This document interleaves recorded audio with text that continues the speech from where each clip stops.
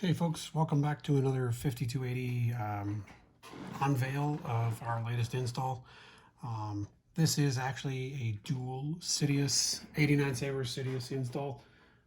Second hilt is actually right here. Just holding it off camera as I don't need it for showing off the features and the chassis and whatnot. As you can see here, this top one is the fully installed one currently. The other one that I just showed you, this is the chassis that belongs to it.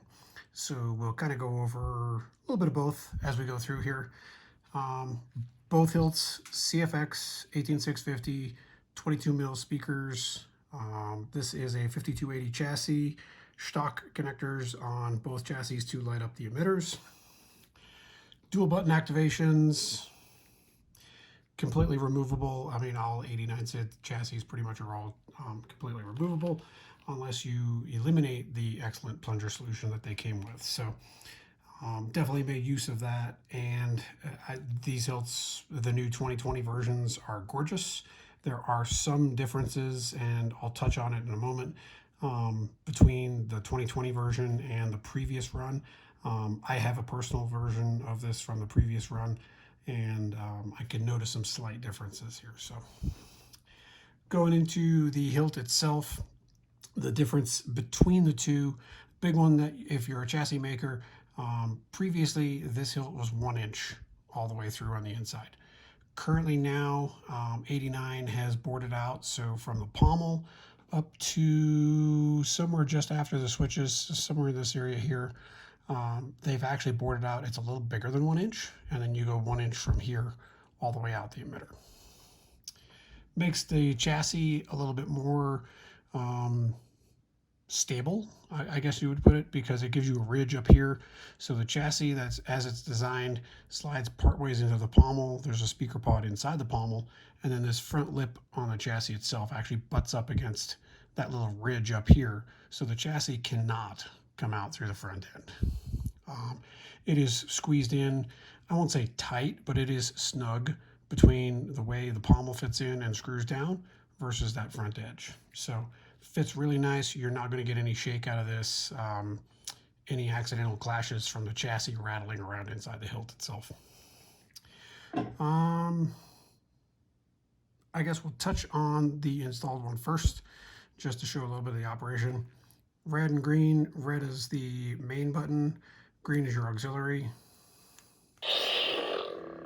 Got to demo it with a nice Sidious red.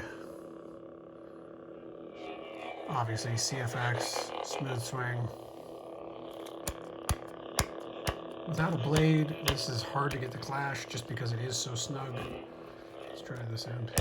There we go. And of course,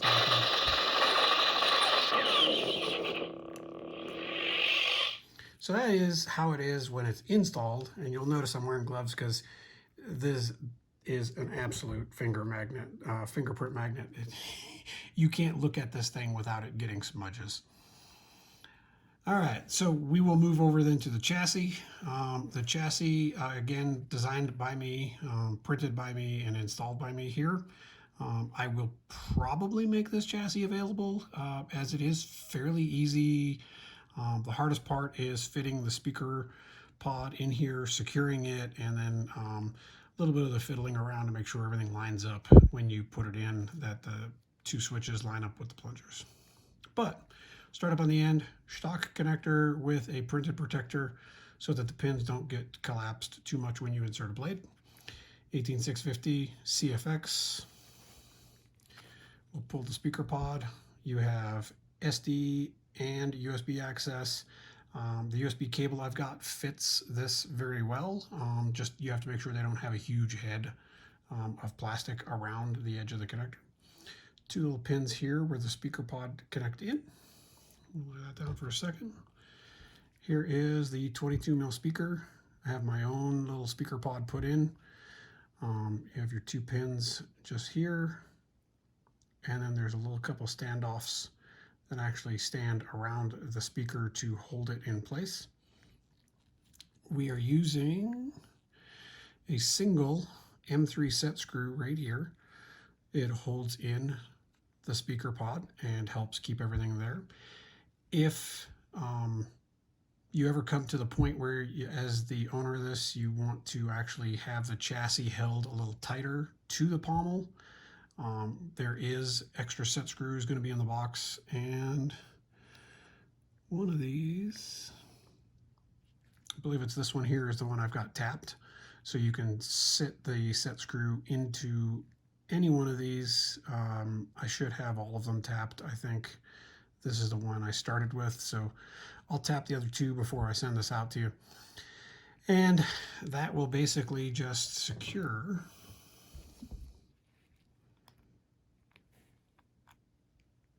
just like that. And those extra 3 holes, if you choose to use one, will rest right up against the tip of the chassis and hold it in place. Right now, in prep for shipping, I've got a very small kill key inside the chassis itself.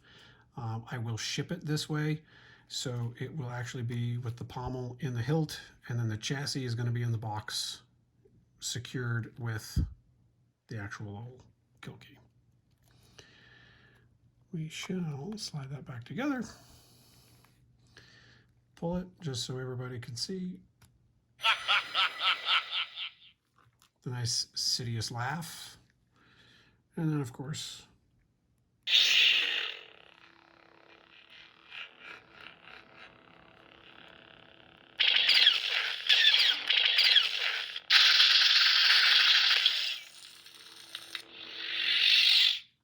and I do give 89 some credit here.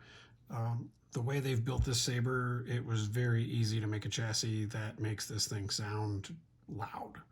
I've worked on a number of the Corbanth Sid 2.0s. I don't believe any of the ones I've worked on have been as loud as this, and they've all been using pretty much the same speaker, the 22 mil from TCSS. So other than that, blade demo, not going to be a huge thing. I don't believe I'm going to shoot a video of the demo itself. It's CFX. I've got a lot of the blade profiles from one of the CFX groups, and I've actually programmed in the full range of available colors. So we've got, I think it was 31, 32 colors I've put in there. Do pretty much the whole color wheel. And then we also go with a white to fit with the Darksaber font that was requested on the hilt. Darksaber font is white with black actuation colors. So Clash, Blasters are black. It creates a really, really neat kind of an effect, and I think I'm going to use it on a future Darksaber build that I've got coming from Solo's Hold. So, folks, hope you like it. I'm going to share some pictures to end out the video, and yeah, I mean, if you're looking for an install, hit me up, 5280 Printing on Facebook, and we'll see what we can do to make some arrangements to get you my cue.